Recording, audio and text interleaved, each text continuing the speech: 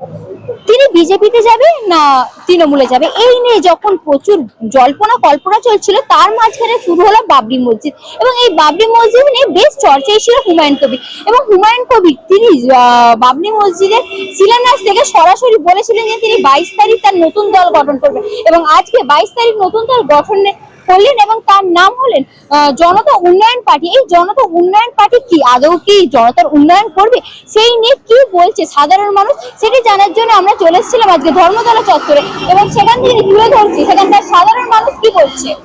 দাদা, আজকে হুমায়ুন কবির নতুন ভাবে দল গঠন করলো, তার দলের নাম হচ্ছে জনতা উন্নয়ন পার্টি। 2026-এ তার কি প্রভাব ফেলতে পারে?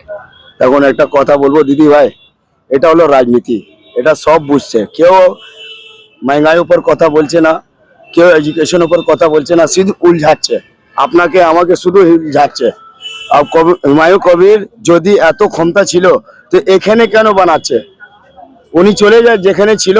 আমার যে বাবা আছে ওটাই বাবা থাকবে না, কি আমার অন্যগুলোকে বাবা বলিয়ে দিব? আমার যে জায়গা ছিল সেই জায়গাটা আমি বানাবো, তাহলে একটা হতে পারে। এটা হলো ভোট কারবার জন্য।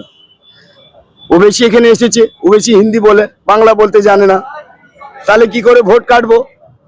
তো ওবেসিকে বাদ দাও, কে বাংলা ভালো বলতে জানে, কে বাংলার উপরে পুরো রাজ্য সরকারকে জানে কি কি হবে, কি করলে কি হবে, সেই জন্য ওকে দাঁড়িয়েছে। নালে আপনি একদম নিশ্চিন্ত থাকুন দিদি ভাই, এটা কোনো নেই, কোনো মানে মানে শুধু খালি ভোট কাটবার জন্য, আর কিছু নেই।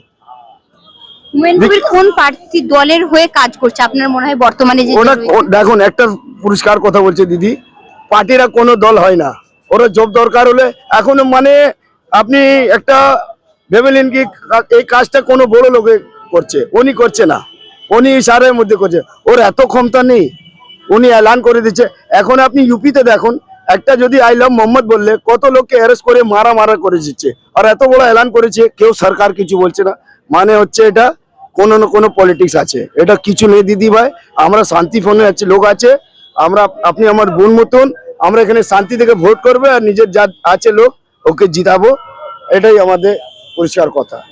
এখানে আছে, এর উপর কথা বলছে না, আগে চাকরি পাবো কি না পাবো এই সম্বন্ধে কোনো করছে, মানে ওটা কি করছে এটা কি করছে। আরে আপনি কি করছে, আমরা কি করছে? ব্যবসাটা খারাপ হয়ে যাচ্ছে। এই 25 ডিসেম্বরে আপনি এখানে দাঁড়িয়ে আছে, কত ভিড় ছিল, এখনো ভিড় নেই দিদি। 2016 নোটবন্দি, 2020 আপনি याद করুন, আপনার এই করোনা, লোক মারা গেছে, লোকের কাছে পয়সা নেই দিদি, মাথাটা খালি হয়ে গেছে, কি করব, কাজ নেই, বড় বড় কোম্পানি যে আছে সব বন্ধ, চিপ কথা হচ্ছে, এটা কি করবে, ওই কি করবে? গরিব মানুষের জন্য কোনো কেউ কিছু করতে পারবে না, যত গরিব লোক আছে ওর জন্য কেউ কিছু করবে না। আপনি আমি ভুকা মারা যাব, আর আমরা কিছু করতে পারবো না, আমরা ব্যবসা করতে পারবো না। আপনি দেখবে যদি আপনি কোনো কথা বলবে পার্লামেন্টে या আপনার কোনো সরকার থেকে জিজ্ঞেস করুন কি আমাদের চাকরি কিধার, বলে এই সালে দেশদ্রোহী, বার করো দেশ থেকে। এইটাই হচ্ছে, আর কিছু হচ্ছে না। আপনি দেখুন পুরো, আপনি সব মিডিয়াতে দেখুন, কেউ এডুকেশন স্কুল বন্ধ হচ্ছে या স্কুল নতুন বনছে, এইসবের উপর কথা হচ্ছে না, খালি এটা এই করছে ও কোন পার্টি থেকে আছে, আর আমরা কেন করব?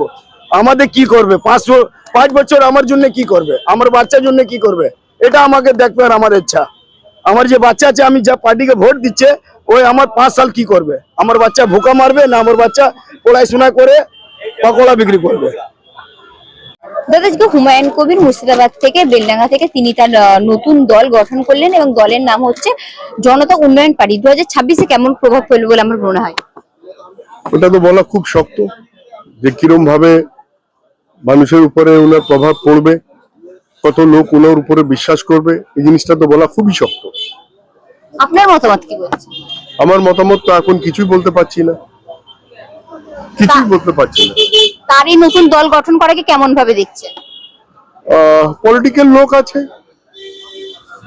সময় হিসেবে উনি যা ভেবেছেন উনি করেছেন। 26-এ বিজেপির সুবিধা করছে এই দল, 26-এ বিজেপির সুবিধার্থে এই দল, তা বলা খুব শক্ত ভাই। কে কি করে বসে আছে, কে কি করবে, ওটা তো বলা খুবই শক্ত। এর আগে যেহেতু বিজেপির বিধায়ক ছিলেন, তারপরে তো উনি আবার তৃণমূলেরও বিধায়ক হয়েছেন, তো এটা তো অপরচুনিস্ট লোক, যখন যা অপরচুনিটি পাবে তখন ওইরকম ভাবেই কাজ করবে, এটাই হচ্ছে পলিটিক্স। উনি বলছে জিতলে মসজিদ করবো, বাবরি মসজিদ। মসজিদের সঙ্গে রাজনীতির সম্পর্ক কি? যারা ধর্মের পলিটিক্স করবে ওরা তো এই কথাই বলবে।